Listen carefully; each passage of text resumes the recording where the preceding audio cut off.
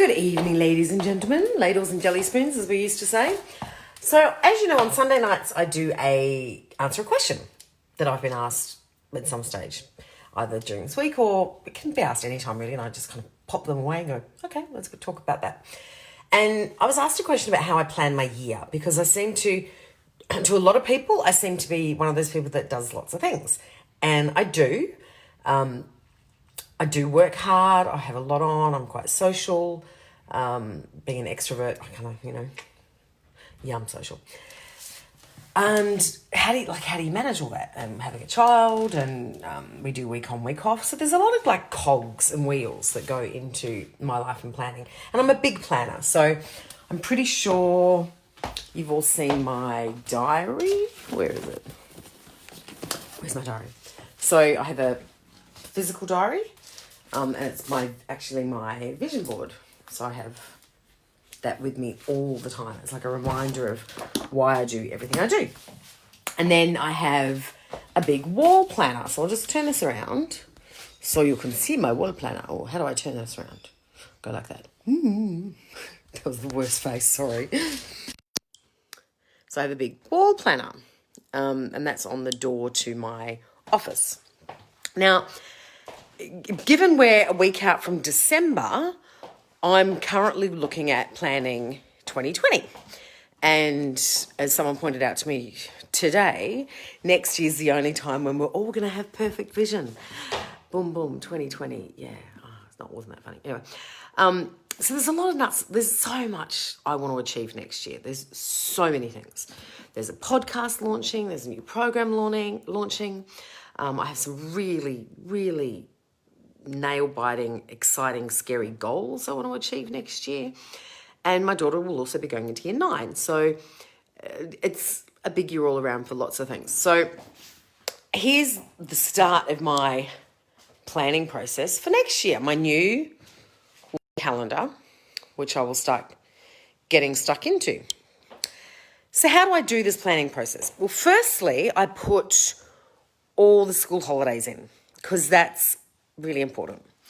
Then I go through and I put important birthdays in there. I don't put everyone's birthdays, just like close family birthdays I put in there.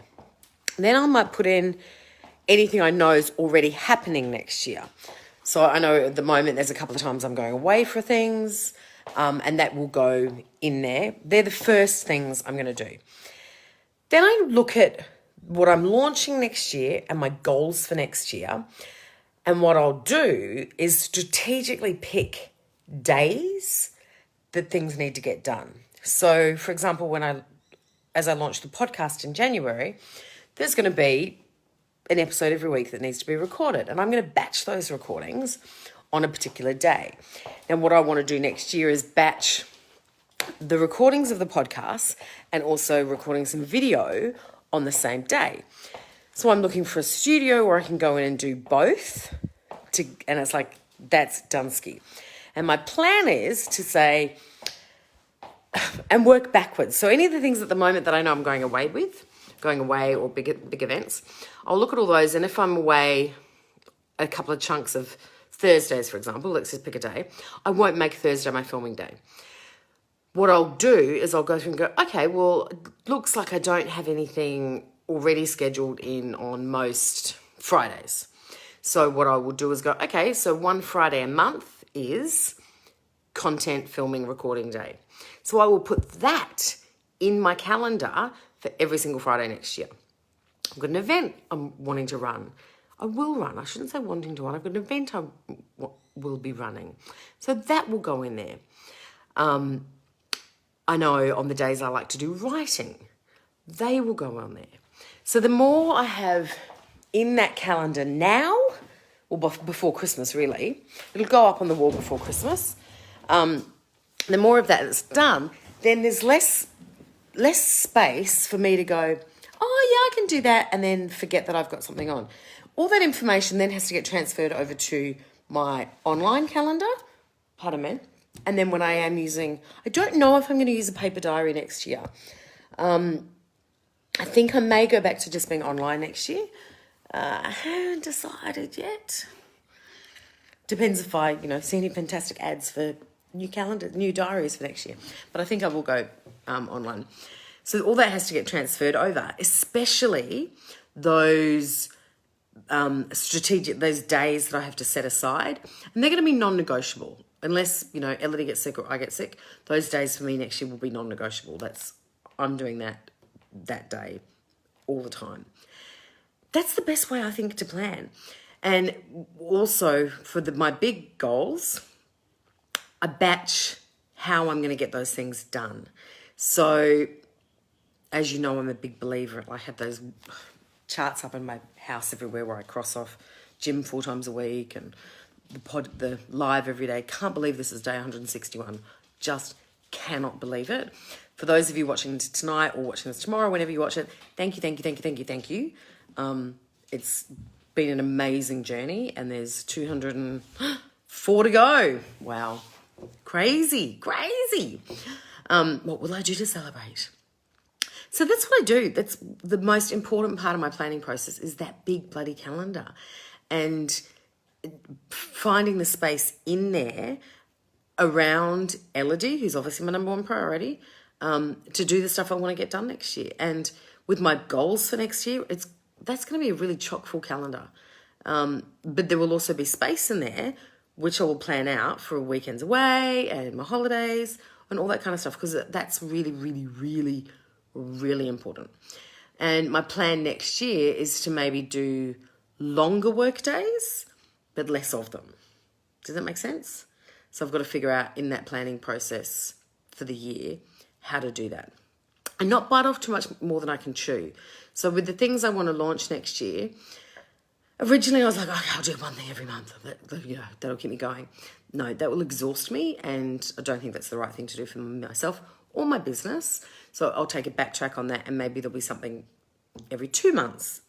So that I need to figure out. I've got a planning day with one of my business besties, actually one of my besties, on Thursday.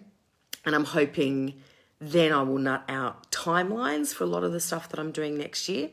So by the time I get home on Thursday night, all of that will go on that big wall calendar. So in a nutshell, I can see exactly what I'm going to achieve. And across the top of the calendar or the bottom of the calendar, wherever I can put it, I'll put my big goal for the year. So it's a constant reminder. It might be financial, it might be number of clients, it might be number of speaking gigs, whatever my really want to focus on that one goal is, that will be everywhere, because I surround myself with my goals everywhere. I 100% believe in the power of that. So, and I'll put on there, a lot of the diaries and things you can get these days have lovely little, I'm trying to find some now, my pile of stickers have little motivational quotes and stickers and things like that. So I'll stick, like these kind of things. So I'll stick things like that on the wall calendar as well. So that's my yearly planning in a nutshell. It's really in a nutshell, and it's nuts and boltsy. It's just strategy. You nail it all out. You put it on the calendar and make space to do what you want to do. Because if you don't make the space to do what you want to do, it ain't going to happen. That's right. If you don't set aside the time to do these things, they will not magically appear. So get stuck into the year 2020 planning. I used to run an event called Jump Into January, which was a 4-hour event, if I remember correctly. I might check that. And I actually found some of the content for it the other day. So I might do a really long live one day over the next couple of weeks and do that as Jump Into January and really give you the steps, because I know a lot of people are talking about planning. A lot of people ask questions about it. And we all do want to achieve more these days. We really, really do. So I think I might do that. I'll let you all know. If you're on my email list, you'll get an email notification about it. If you're on my socials, you'll find out about it.